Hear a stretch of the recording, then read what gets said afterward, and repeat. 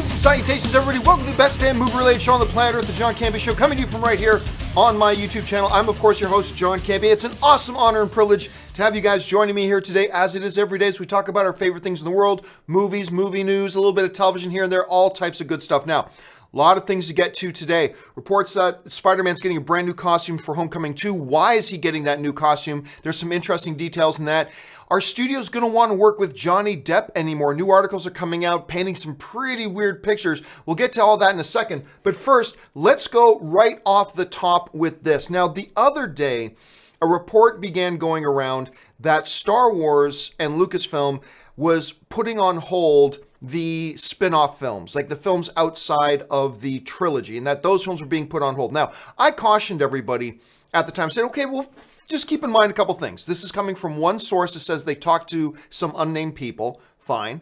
And I also said, remember, Star Wars had never actually made an announcement. Like, Star Wars had never announced the Boba Fett movie. Star Wars had never announced an Obi-Wan movie. It's hard to change your plans for things you never announced in the first place, but whatever. So that happened. However, this morning on ABC News is now reporting that they have spoken to Lucasfilm and that Lucasfilm is saying the following about those reports. This is all coming from the ABC News story. Lucasfilm sources on Thursday characterized as inaccurate a report that future Star Wars movies falling outside of the regular trilogy storyline, episodes 1 through 9, have been put on hold. The story goes on to say those projects are moving forward separate from an already announced Star Wars trilogy being overseen by The Last Jedi director Rian Johnson and another series of movies from Game of Thrones producers David Benioff and D.B. Weiss. Just that last part again. Those projects are moving forward separate from an already announced Star Wars trilogy being overseen by The Last Jedi director Rian Johnson and another series of movies from Game of Thrones producers David Benioff and D.B. Weiss. Now, there are a couple things to keep in mind here about this. Number one, something we already kind of said. How do you change plans on something you've never actually announced in the first place? There's that. Second thing is this. The report itself that came out that said those films were being put on hold, that may have been what they were told. Like the outlet that reported that very well could have been what they were told. Maybe they got a piece of information that was being interpreted a certain way. It doesn't necessarily mean that initial report was bupkis or garbage or anything like that. That just might have been what they were told.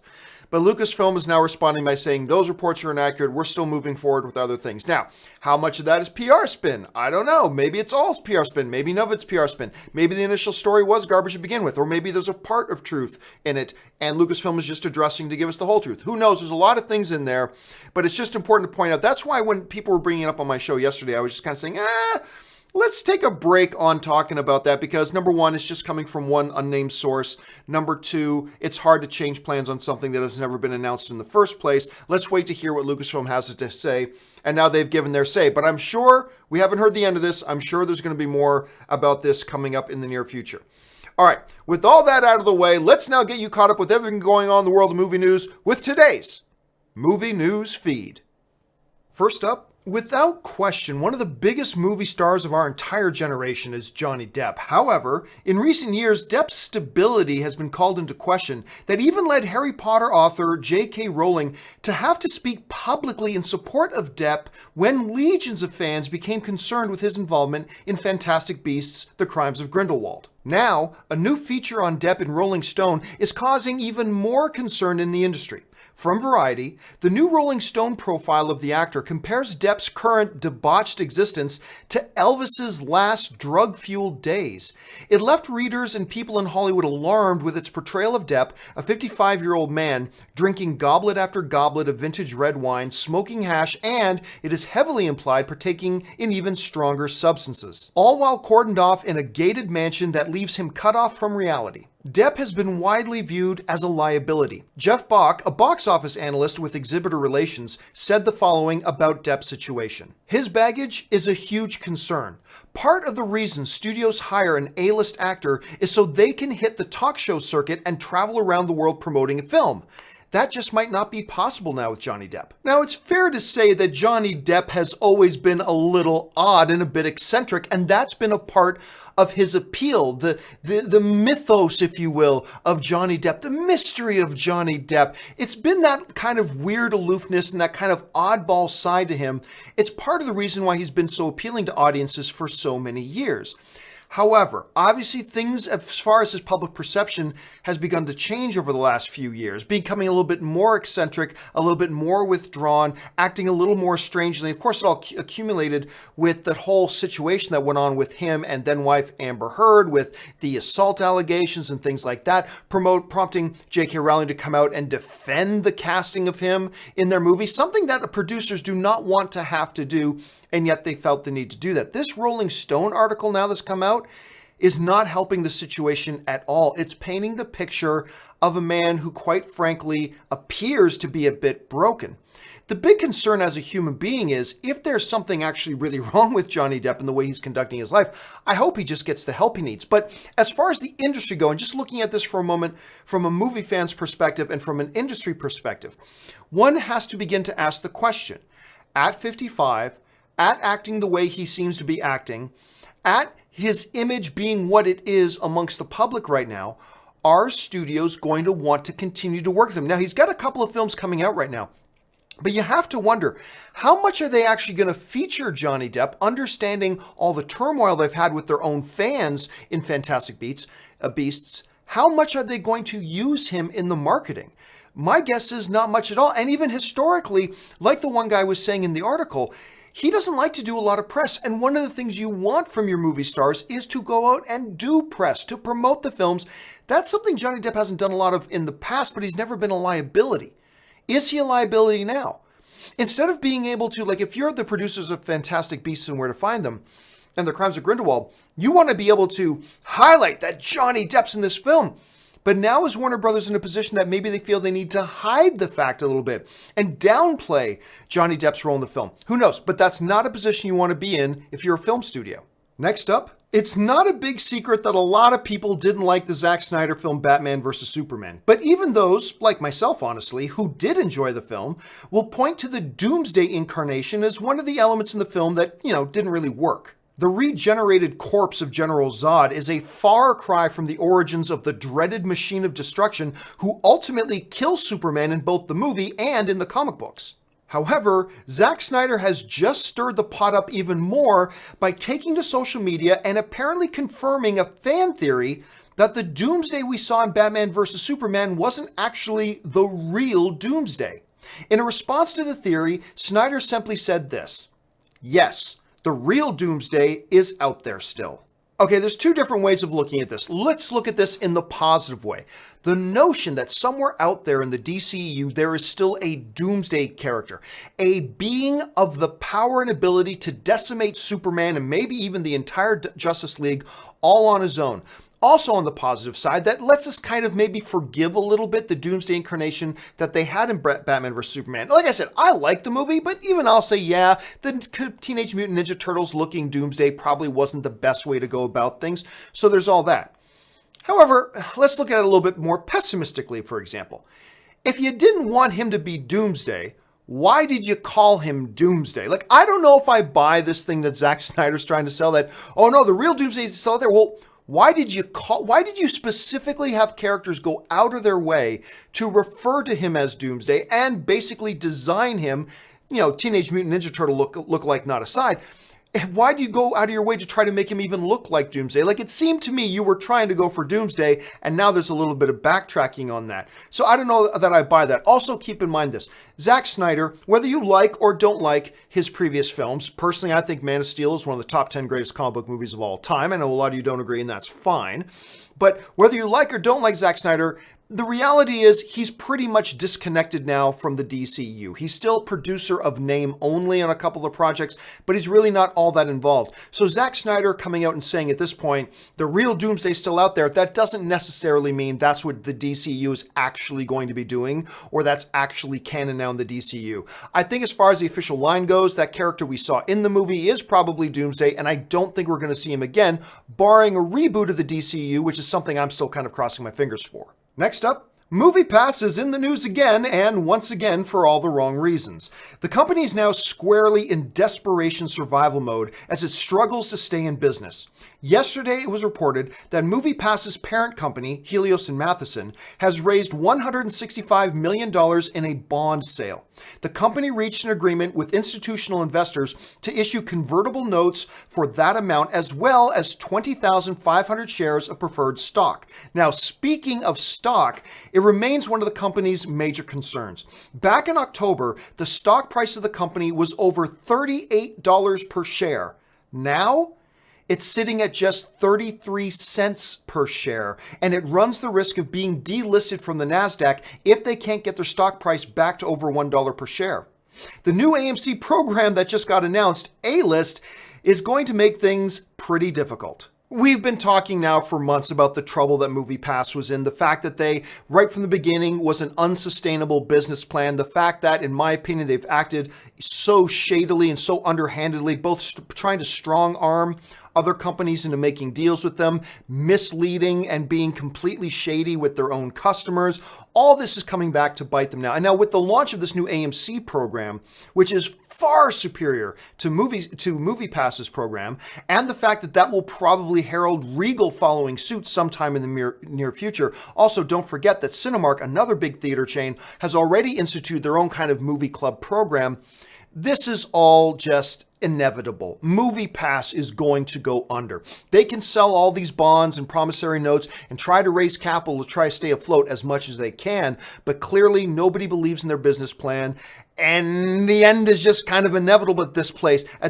Them desperately trying to raise extra capital now just to stay afloat isn't going to do much in the long run. And the fact that AMC is now instituting this type of program is going to limit the amount of new subscribers that MoviePass can bring on. So while it may have been a good idea in the first place, the end is near. And finally, for those of you who've watched me for any period of time, you know that I love the new Spider-Man character, but I hate his recent costume since I want Spider-Man in these movies and not Iron Man Jr. Does this news give me some hope? Well, maybe, maybe not. You see, according to reports from Marvel costume designers, we can expect to see Peter Parker in a new Spider-Man suit in Homecoming 2 after Avengers 4. Now, of course, Homecoming 2 isn't the actual name of the movie, but that's just what we're calling it for now. From MovieWeb, this comes to us courtesy of costume designer Louise Frogley. She worked on the upcoming Ant-Man and the Wasp, as well as Iron Man 3 and Spider-Man Homecoming. Even though she admits she isn't working on the sequel, Frogley says that Peter is going to be transitioning into manhood in his next outing, and thus, his costume is going to reflect that. Here's what she had to say in a recent interview. I am not actually working on that film, but the costumes will have very big changes because, in the film, Spider-Man becomes more like a man and not a teenager. The next Spider-Man film is currently set to hit theaters on July 5th, 2019. Now, I know there are a whole lot of you that love the Spider-Man costumes, the Iron Spider stuff. To me, it just makes him a cheap Iron Man Jr., whereas I really want Spider-Man, but I know a lot of you guys like it. But I gotta tell you, hearing this news that there's a new costume coming and this whole transitioning into manhood thing, that gives me some hope. Now, granted, maybe you guys don't share my hope, but it gives me some hope that maybe he's actually going to be Spider-Man again. Real Spider-Man, not some cheap Iron Man Jr. knockoff. And the new costume means him coming into his own, the whole manhood reference, him coming into his own and just being Spider-Man. That's what I'm kind of hoping for. Now, some people might raise an eyebrow and go, wait a minute. I thought one of the whole reasons you cast Tom Holland and put him in high school is because Marvel wanted to keep him in high school for a while. Well, that's true, but keep in mind, you can be a senior in high school and coming into manhood. And remember, Spider-Man's first appearance in the MCU was in Captain America Civil War back in 2016. By the time this sequel comes out, it's going to be 2019. So even if he was a freshman in Civil War, he's got to be getting close to the end of his high school career by the time Homecoming 2 rolls around. Maybe he's even entering college. Who knows? But maybe this whole manhood reference is kind of going to be a symbolism point for him transitioning out of high school into the college years of Peter Parker, which is one of the advantages of casting a guy who's so young in the role.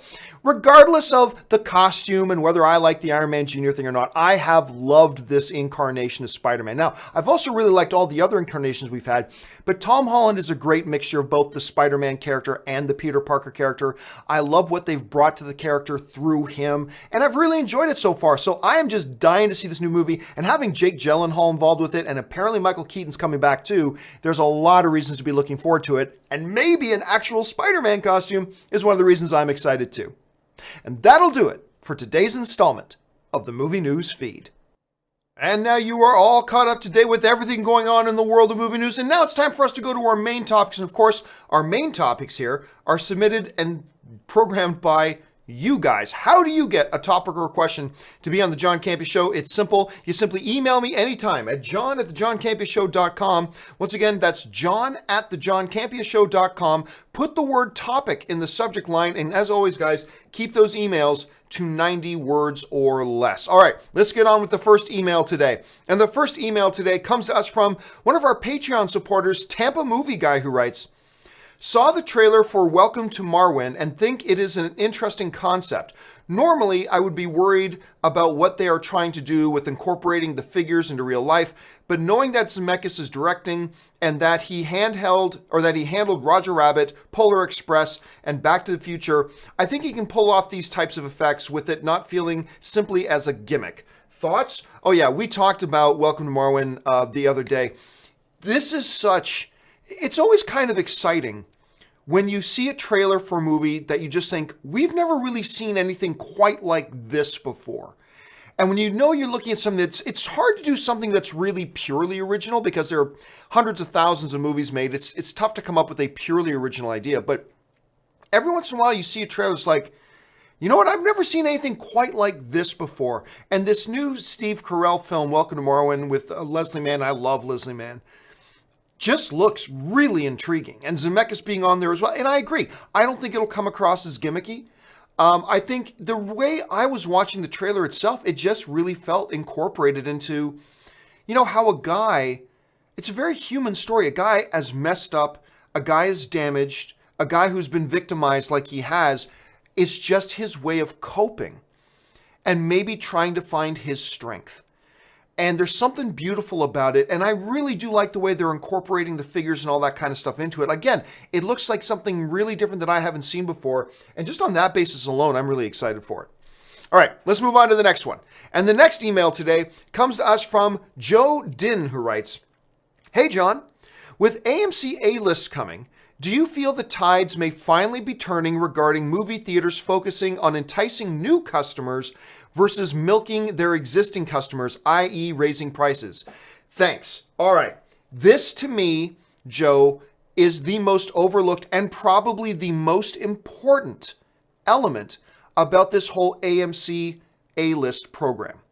And it's this. Number one, yeah, it's a great program. It's going to be wonderful, blah, blah, blah. But my big criticism of the past couple of years about the movie industry as a whole, the studios and the theaters combined, has been that they have been sticking their heads in the sand about the fact that fewer and fewer people are going to the movies, and they've been compensating for fewer and fewer people going by charging the people that are going to the movies more and more and more. So it's like, oh, we have less customers, let's charge more money to make up for the money, which causes even less customers. Oh, we've got even more less customers now, let's raise prices again to compensate, which causes less customers. And this vicious, horrible, self-defeating cycle has been in play now for a number of years in movie theaters, where instead of looking for ways to bring more people back into the movie theaters, they've been looking for ways to get more money out of the people that are going to the movies. And that is just self-defeating logic. What is really encouraging to me about this AMC A-List thing, and will probably start a domino effect throughout the industry. I believe it's not going to be long before we see Regal come out with a similar program. They may want to sit back for a bit and see how it works out with AMC, but I think it's inevitable that's going to happen. What really encourages me about this program is not that, hey, it's a great deal for me and blah, blah, blah. It's the first sign that I've seen from these theaters in a long time that seems to suggest that maybe the industry is starting to get it.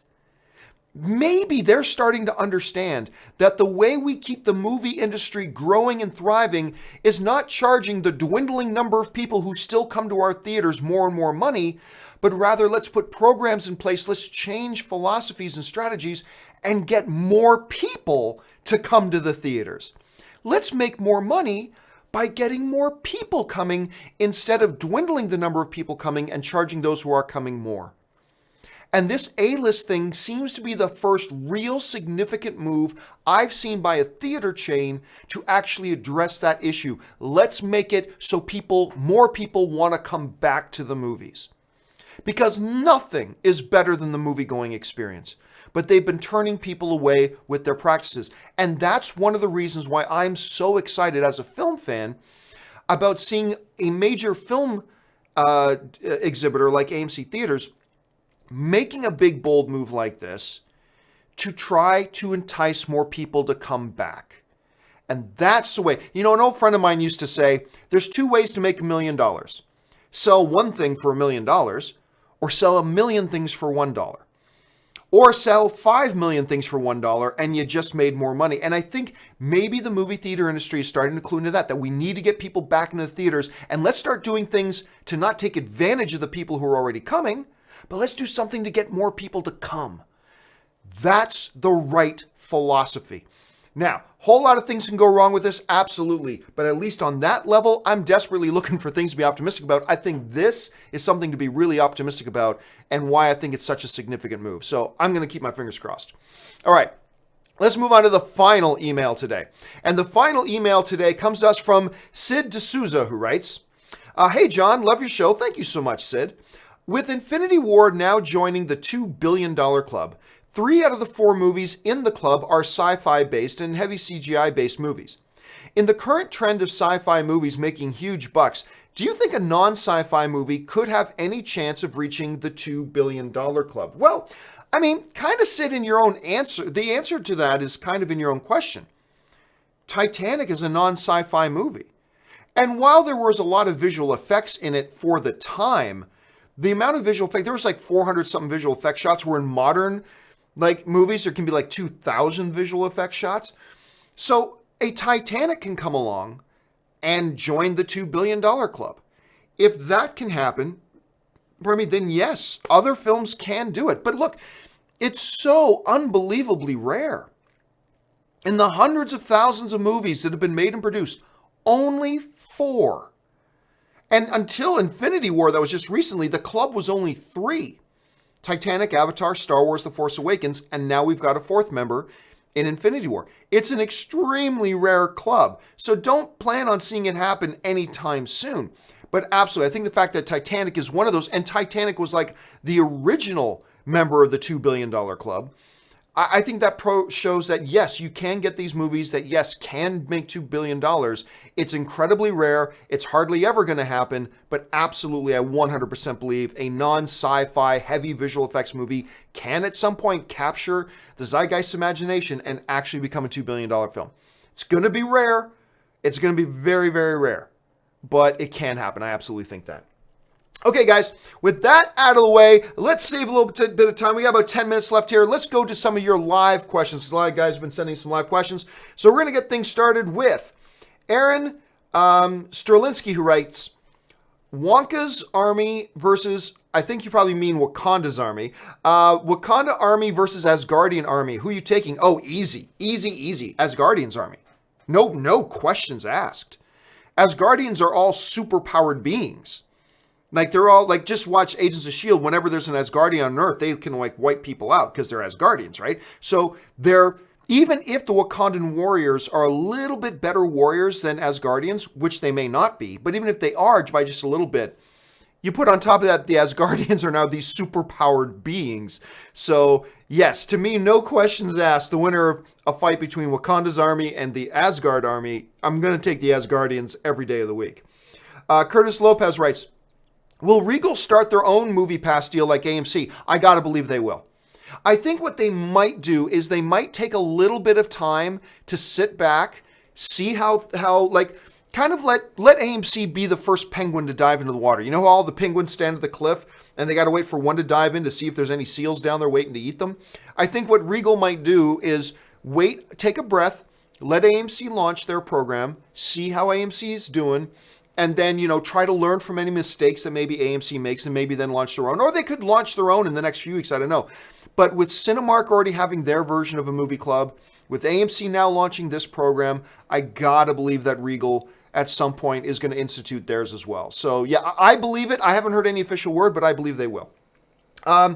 Curtis follows it up with, where does Black Panther rank in your favorite films of the year so far? I don't know. I mean, okay, so number one is A Quiet Place. To me, A Quiet Place is still my favorite film of the year. Number two is probably Incredibles 2. Number three might be Won't You Be My Neighbor. I'll put Black Panther in number three, Won't You Be My Neighbor 4, and then probably Infinity War at number 5 right now. So that's probably, but I mean, let me think about it. I haven't really put together my list yet, so maybe if I really think about it, I might move that list around a little bit. But I'll say the Black Panther right now is safely in my top 5 right now. It's safely in my top 5. Kick It to the King Productions writes, after seeing Infinity War, how in the hell is Sony Marvel supposed to market Spider-Man 2? We've got that question like 5,000 times, but people still want to ask it. How the hell is Sony Marvel supposed to market Spider-Man 2 that comes out 2 months after Avengers 4? Do they go to the John Wick route of marketing and just wait until June? No, I don't think so. I think they'll probably... Here's what I think. I think an Avengers 4 trailer is going to come, and I think Avengers 4 trailer is going to show Spider-Man. And that can make people go, wait a minute, how's that possible? Well, you'll have to come to the movie and see how that's possible.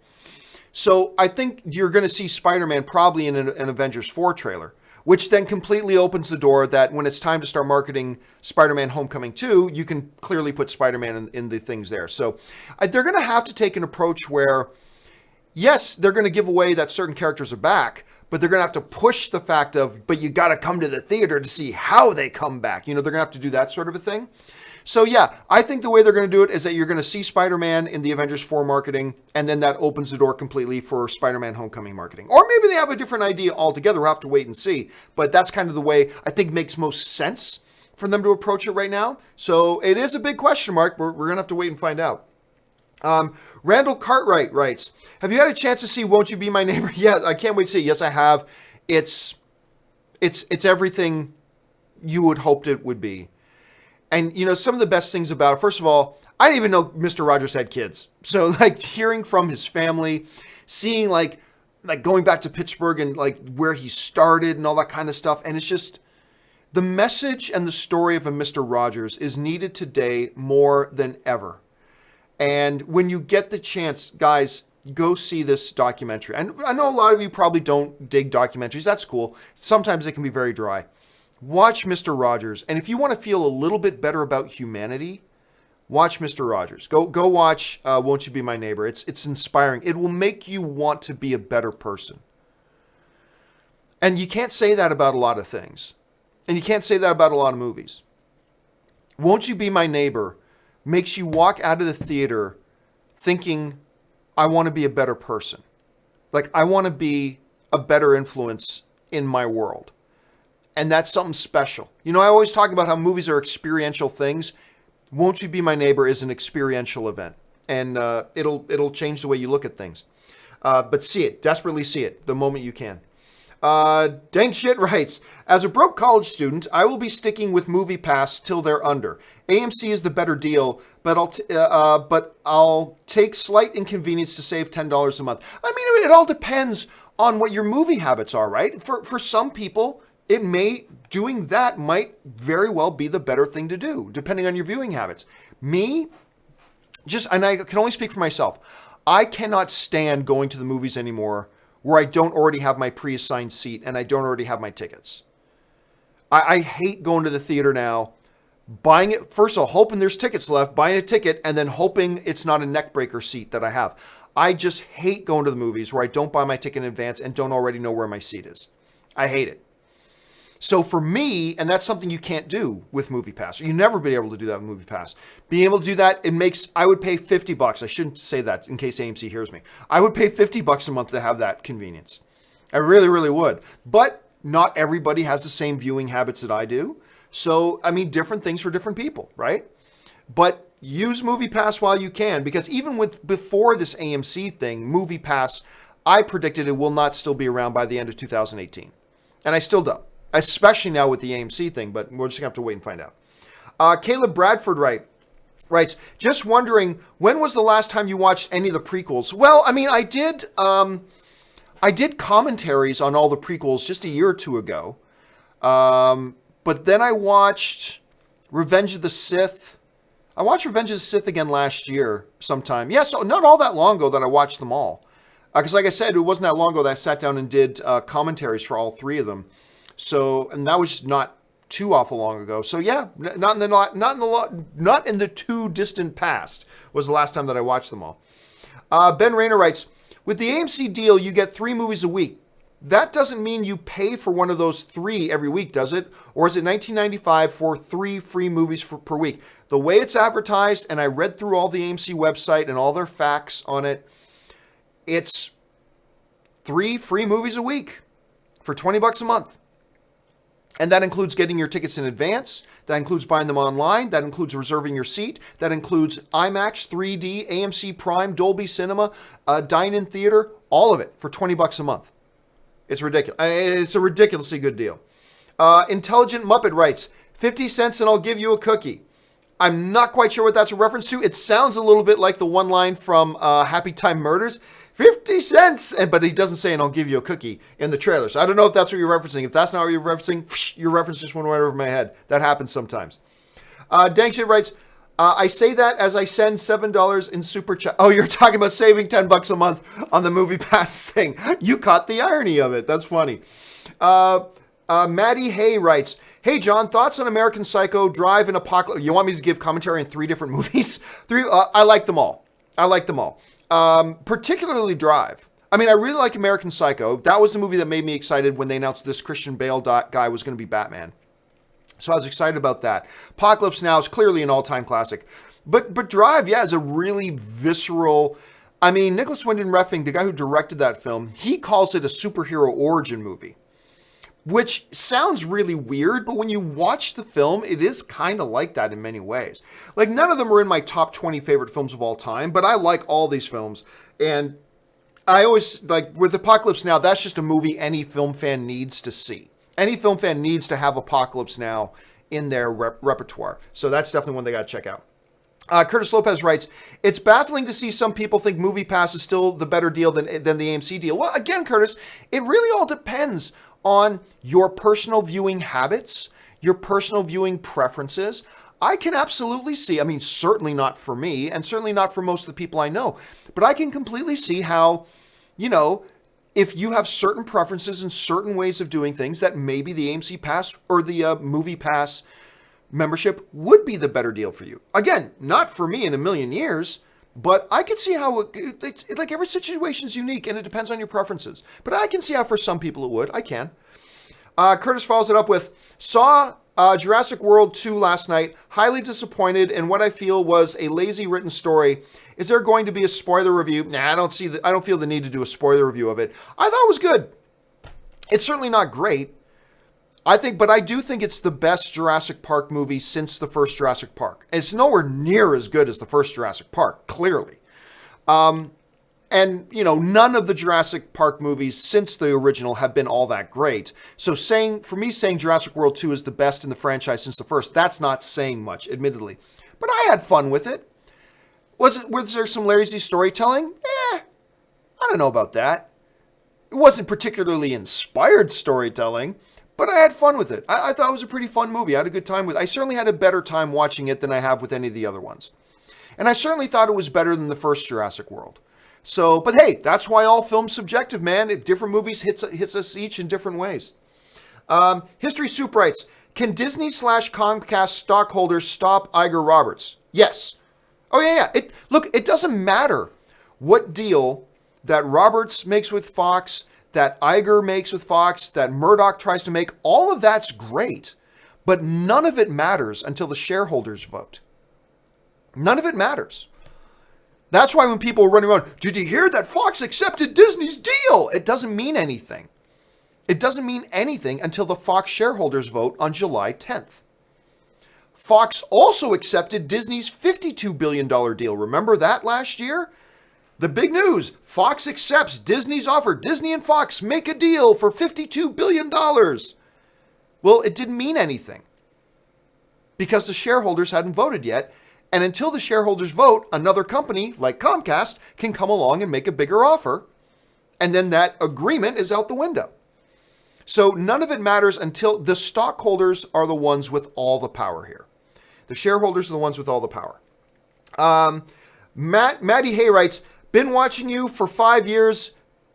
Best to do it on YouTube. Oh, thank you so much, Maddie. I really appreciate that. Thank you for sharing. That's always nice when somebody just takes a moment and just wants to send in a comment like that. Thank you, man. That gets me through my day. Thank you very much, dude. I appreciate that. Ty Rothermal writes, greetings from Calgary. I love Calgary. Actually, Ann and I are talking about taking a trip up to Calgary later this year, going up to Calgary and probably so we can go visit Banff and Lake St. Louise and stuff like that. But anyway, and I got some really good friends of mine, Myron and Shannon, and my buddy Paul Enns lives in Calgary. I got a bunch of people up there. Anyway, greetings from Calgary. Rewatched Fellowship with my girlfriend recently. Those movies are spectacular. Which is your favorite in the trilogy and why? Oh, easily, Return of the King. Look, they're all magnificent. All 3 films in the Lord of the Rings trilogy are purely magnificent. All 3 of them nominated for Best Picture at the Academy Awards. Of course, Return of the King being the one that actually won the award and won 11 Academy Awards. No film in history has ever won more Academy Awards than Lord of the Rings, Return of the King. But yeah, Lord of the Rings, Return of the King was a perfect sum up. It did everything great that the other 2 did great, but it also wrapped everything up beautifully. Yeah, man, for me, Return of the King, no doubt. But they're all fantastic. Just fantastic. James Welsh writes, why is Tarantino getting criticized for casting mostly white actors in his next film? Seems stupid. I haven't heard any criticism. It seems like it's based on roughly true events, and a lot of the roles he's casting are based on real people. So if the real people were Caucasian, I mean, I haven't seen any of that criticism. So it's clearly not, if I haven't seen it, I'm sure somebody somewhere is criticizing him. Somebody somewhere is criticizing me right now for wearing a shirt with this button done up. I mean, but I don't think there's any mass big deal of it because I haven't heard of it yet at this point. Styler Manu 1 writes, where'd he go? Where'd Styler go? Movie pitch, marijuana legislation in Canada, eh? Well, there's an idea. Look, it's been so long since I've lived in Canada. For all I know, it's already legal there. I have no idea. Maybe that's something that's going on in the political climate right now, and I need to keep an eye on that. Jack Reacher writes, if they tone down some of the Iron Man stuff, voice, so many different settings, parachute, etc., then I think the Homecoming suit would be perfect. To me, it's the whole thing about having another Jarvis in the suit too. Like, that's the thing that really pushes it over the edge. That's what really made it an Iron Man Jr. suit, is the fact that he has his own little built-in Jarvis. It's like, come on, this is Spider-Man. Let Spider-Man be Spider-Man. Like, the look of the suit was great. I had no problem with the look of the suit. I just want Spider-Man to be Spider-Man. I don't want him to be Iron Man Jr. So that's just kind of my thing. But I know other people disagree with me, and that's totally fine. But you guys know how I feel about that. Sean G writes, good day, John from Sydney. I love Sydney. I've always wanted to visit Sydney. I've never been there. It just looks absolutely gorgeous. No question. Just wanted to say hi and bloody love your show. Keep up the filthy. Thank you so much, Sean. That's really nice of you to say. And I envy you living down there. Although my wife often goes, visit Australia? Hell no. She sees the pictures of the giant fox bats and the snakes and she doesn't want to go. But I've always wanted to visit Sydney, dude. I've always wanted to visit there. Although the idea of a 20-hour flight does not appeal to me very much, I must admit. All right. Last question of the day. And by the way, guys, any of you guys who have sent in a live question that I'm not getting around to because of time here, don't worry. I'm going to take those questions, and they're going to be on a companion video tomorrow. So I am going to address them. I just can't address them right now here live. But I will have them on a companion video that will go up tomorrow morning. And by the way, for those of you who've been waiting for a companion video, my latest companion video went up this morning, so you can go check that out there. Last question today from Dirk Walker says, since theaters get a percentage of the ticket sales, will AMC subscription service affect how much studios make? Or will they have to pay studios as if each person who sees the movie paid full ticket price? I don't know. That is a great question. I have written to AMC specifically to ask that question about, okay, how will this, we've known how it works with MoviePass and Cinemia. MoviePass and Cinemia, when you use your MoviePass card at AMC, MoviePass has to pay AMC the full price of the ticket. Well, what happens when it's AMC itself doing it? Does AMC have to count that as a full price ticket? Do they reduce the price of the tickets? How are they going to handle that? That is a question they have not revealed yet. I have written to AMC to ask that question because that is a huge, I mean, for us as fans, it doesn't matter. But from an industry point of view, I'm fascinated to know what their approach to that is and how they're going to work that out, because that's a big financial deal how they're going to do that. So I have written to AMC. I've not heard back from them yet. Once I hear anything, I will let you guys know for sure. All right, guys, that will do it for today's installment of the John Campea Show. Thank you so much for being here and being a part of it, guys. Always love getting together and talking about movies here. And guys, hey, listen, don't forget, if you're somebody who enjoys my programs, do me a favor, take a second and go over and visit www.patreon.com/JohnCampea. There you'll get all the information about what it means to be a Patreon supporter, how being a Patreon supporter keeps this show in the air, and the benefits of being a Patreon supporter. And maybe you'll want to become a Patreon supporter too, which would be awesome. And if you don't, that's perfectly fine. I'm just grateful and honored that you're here being a film fan with us. By the way, guys, also don't forget, you're going to want to make sure you're following me on Twitter at John Campea, because tonight, Ann and I are going to go watch Ant-Man and the Wasp. We're going to go see Ant-Man and the Wasp.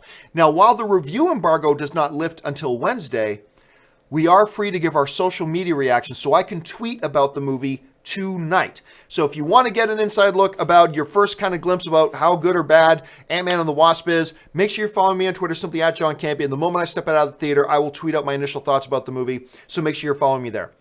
All right, guys, don't forget, a little bit later this afternoon, 2 p.m. Pacific Standard Time, we got open mic, and then I'll probably do a little bit of Warcraft playing again today, too. Anyway, guys, thanks so much for being here. My name's John Campea, and until the next video, bye-bye.